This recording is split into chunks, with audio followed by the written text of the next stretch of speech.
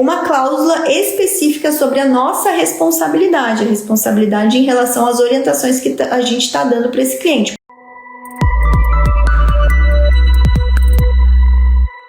Responsabilidade tributária. Ainda tem muita dúvida, principalmente dos tributaristas, advogados e contadores que auxiliam aí os seus clientes. Eles têm algumas dúvidas em relação até onde vai a responsabilidade deles em relação às suas orientações, às estratégias, né, às suas obrigações perante os clientes, e se é possível que eventualmente eles sejam responsabilizados pelo fisco federal ou pelo fisco de qualquer federal, estadual, municipal, pelo fisco de uma forma geral, em virtude de alguma infração tributária ou alguma irregularidade tributária cometida pelo seu cliente, se eles podem vir a ser responsabilizados, tá? O nosso papel como tributarista, até onde vai a nossa responsabilidade? Por quê? Porque nós estamos ali lidando com um aspecto que é muito importante na vida da empresa, na vida do nosso cliente, por mais que a gente esteja atuando com pessoa física. Eu costumo não falar muito aqui da nossa atuação com pessoas físicas, mas eu não falo de uma forma geral aqui, em relação à atuação profissional, tá? Então a gente está lidando com um aspecto delicado, no mínimo delicado, que atinge a questão financeira, né? Tem relação com a questão financeira da empresa, ok? Então o primeiro momento é que, claro que toda a nossa atuação precisa ser respaldada, primeiro, na legalidade, né? Segundo, na moralidade e na ética, é óbvio. Ok? E onde que fica o aspecto mais delicado aqui da nossa atuação? Quando a gente vai atuar de forma estratégica do cliente, orientando ele em relação à forma menos onerosa de pagar tributos. A gente faz via de regra quando a gente presta um serviço de planejamento tributário, em que depende da nossa expertise técnica, do nosso conhecimento, analisar ali a legislação, analisar as orientações e orientar o cliente a como que ele pode agir nas suas atividades para recolher a menor quantidade de tributos possível, tá? Segundo ponto, quando a gente vai orientar o cliente no que ele tem recolhido a maior ou de forma indevida para o fisco, né, na chamada recuperação. Então a gente faz a revisão tributária com o intuito de recuperar tributos, né, para o nosso cliente, ok? O que acontece, tá?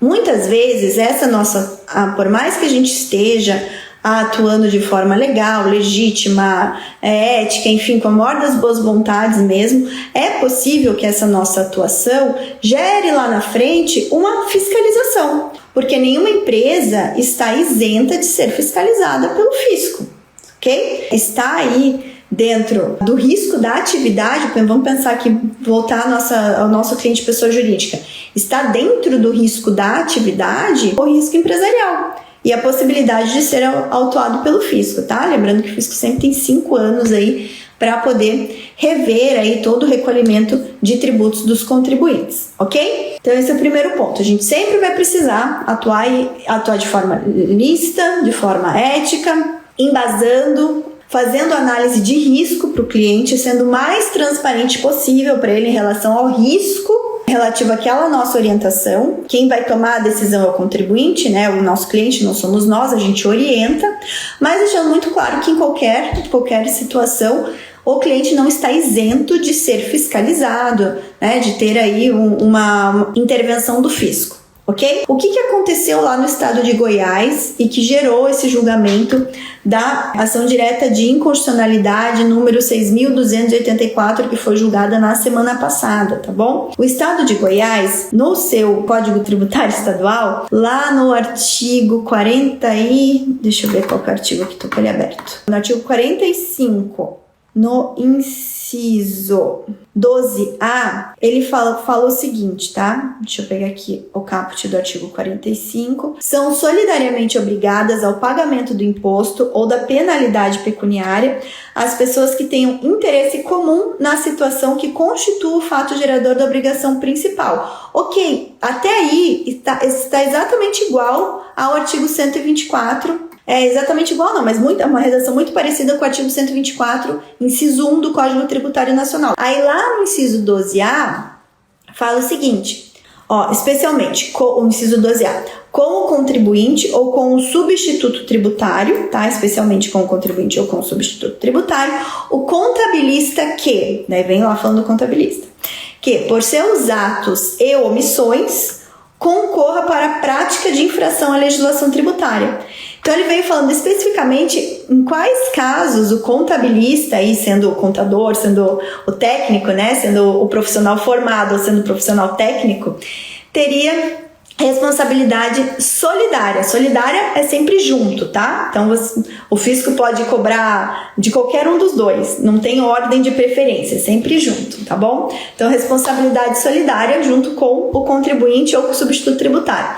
Ele teria nos casos em que, por seus atos e omissões, então ato ou omissão do contabilista, ele concorrer para a prática de infração à legislação tributária, tá bom? E aí, gente, o que aconteceu? Isso, claro, foi parar no Supremo Tribunal Federal, foi ajuizado pelo Partido Progressista, acho que foi isso.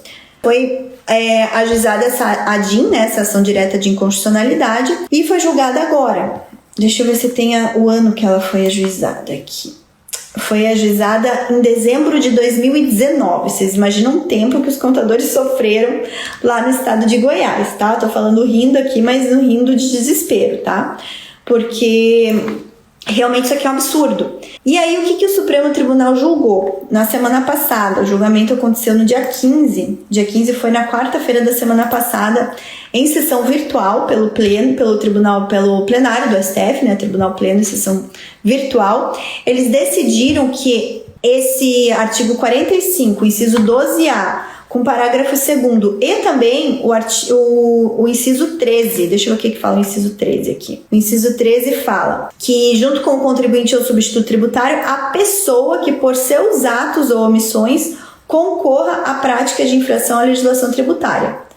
Aí fala, notadamente, a que tiver fabricado, desenvolvido, praticado, praticado ato com excesso de poder, praticado ato, negócio, infração à lei, na condição tal.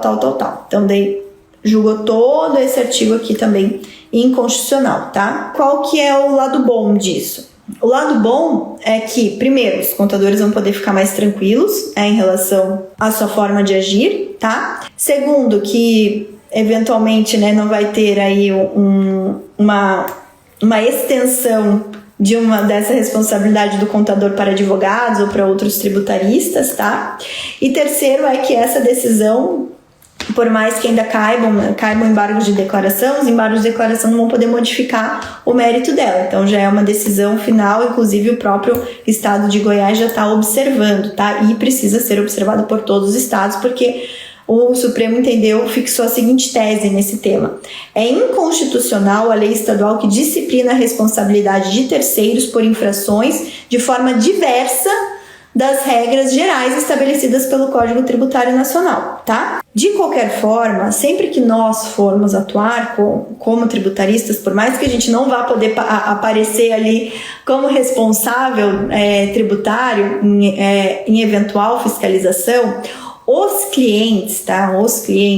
Eles ficam mais confortáveis e eles confiam mais no nosso trabalho, se sentem mais seguros quando nós colocamos dentro do nosso contrato de prestação de serviços uma cláusula específica sobre a nossa responsabilidade, em relação às orientações que a gente está dando para esse cliente. Por quê? Porque o nosso cliente, ele não é técnico, ele não conhece. Se ele fosse, ele não estaria contratando a gente, certo? Segundo, muitas vezes a orientação que a gente vai dar, ele vai acabar concordando porque ele não sabe tanto e ele está confiando no nosso trabalho, tá? Então ele vai ficar mais confortável. Muitas vezes os clientes exigem, tá? Eles só nos contratam se tiver uma cláusula desse nível dentro do contrato de prestação de serviços, falando que em caso de eventual fiscalização, em caso de eventual auto de infração, que nós que estamos sendo contratados, nós vamos ficar responsáveis